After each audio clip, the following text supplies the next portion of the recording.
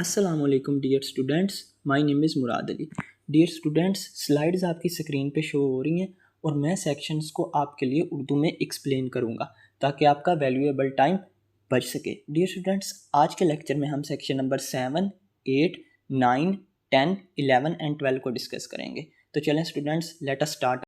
Section number 7, acceptance must be absolute.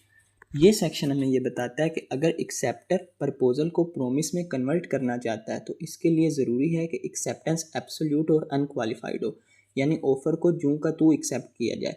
इसमें ना ही कोई नई शर्त ऐड की जाए और ना ही इसमें कोई तरमीम या तब्दीली की जाए। नंबर 2 पर यह कि अगर एक्सेप्टेंस की कम्युनिकेशन किसी मुनासिब और इस तर्ज के प्रपोजल्स की एक्सेप्टेंस की कम्युनिकेशन के लिए इस्तेमाल होने वाले किसी अमूमी तरीके से होनी चाहिए। लेकिन अगर प्रपोजल लेटर में कोई ख़ास तरीका प्रिस्क्राइब कर दे तो एक्सेप्टेंस की कम्युनिकेशन उसी प्रिस्क्राइब तरीके से ही होनी चाहिए। और अगर एक्सेप्टेंस की कम्युनिकेशन इस प्रिस्क्राइब तरीके से नहीं होती तो प्रपोजर अपने लिए एक्सेप्टेंस की कम्युनिकेशन कंप्लीट होने के बाद रीज़नेबल टाइम में एक्सेप्टर को इंसिस्ट कर सकता है कि एक्सेप्टेंस की कम्युनिकेशन उसके प्रिस्क्राइब तरीके से ही की जाए।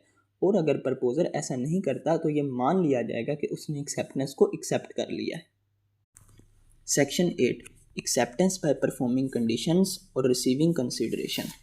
ये सेक्शन हमें ये बताता है कि ज़रूरी नहीं कि प्रपोज़ल को बोलकर या लिखकर एक्सेप्ट किया जाए, बल्कि अगर एक्सेप्टर प्रपोज़ल में बताई गई कोई कंडीशन परफॉर्म कर देता है या प्रपोज़ल के साथ दी गई कोई कंसिडरेशन एक्सेप्ट कर लेता है तो हम ये मान कर चलेंगे कि एक्सेप्टर ने प्रपोज़ल को एक्सेप्ट कर लिया।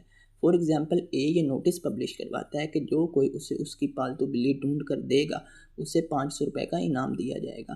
बी ए के पास उसकी पालतू बिल्ली ढूंढ कर ले आता है। हमारी इस एग्जाम्पल में बी ने प्रपोजल में बताई गई कंडीशन को पूरा करके इसे एक्सेप्ट किया। अब हम एक और एग्जाम्पल देखते हैं। अली मुराद से कहता है कि मुराद, तुम मेरा घर 50,000 में पेंट कर दो, मैं तुम्हें 5,000 रुपये एडवांस सेंड कर रहा हूँ। मुराद वो 5,000 रुपये रख लेता है। हमारी इस एग्जाम्पल में मुराद ने प्रपोजल के साथ ऑफर की गई कंसिडरेशन को रख कर इसे एक्सेप्ट किया। Section 9, promises express and implied. ये सेक्शन हमें ये बताता है कि अगर किसी प्रोमिस का प्रपोजल या एक्सेप्टेंस लफ्ज़ों से किया जाए, चाहे बोलकर चाहे लिखकर, तो ऐसे प्रोमिस को हम एक्सप्रेस प्रोमिस कहते हैं।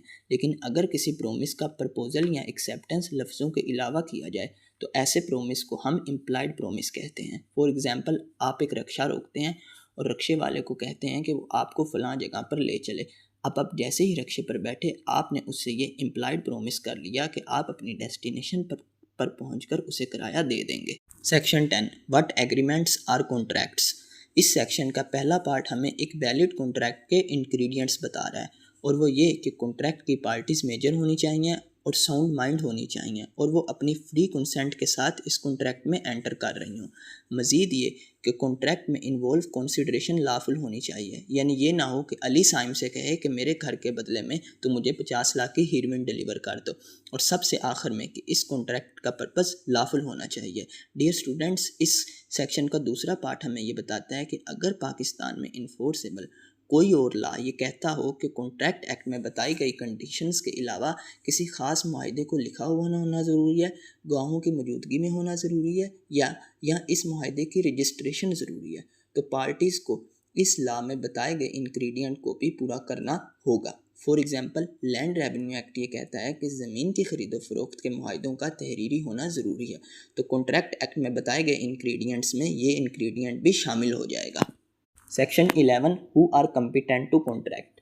ये सेक्शन हमें ये बताता है कि हर वो आदमी कॉन्ट्रैक्ट करने के लिए कम्पिटेंट है जो पाकिस्तानी लॉ के अकॉर्डिंग मेजर है, यानी वो 18 साल से ज़्यादा का है, वो पर्सन ऑफ साउंड माइंड है और वो कॉन्ट्रैक्ट करने के लिए डिस्क्वालीफाइड नहीं।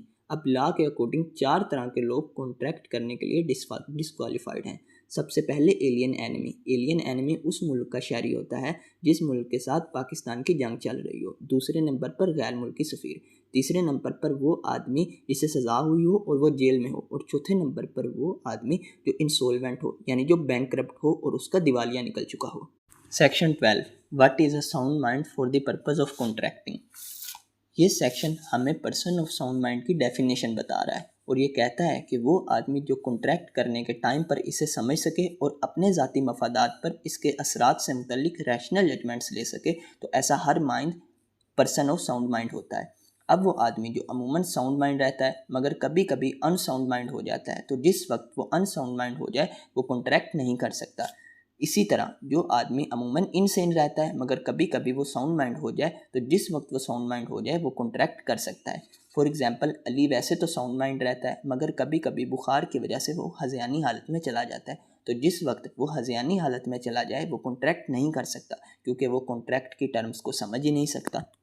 So students, that is from my side. If you have any queries related to this lecture, please ask me in the comment section. Inshallah, I will provide you reasonable answers to your questions. Thank you very much. अगले lecture तक के लिए मुझे इजाज़त दीजिए। खुदा हाफिज़।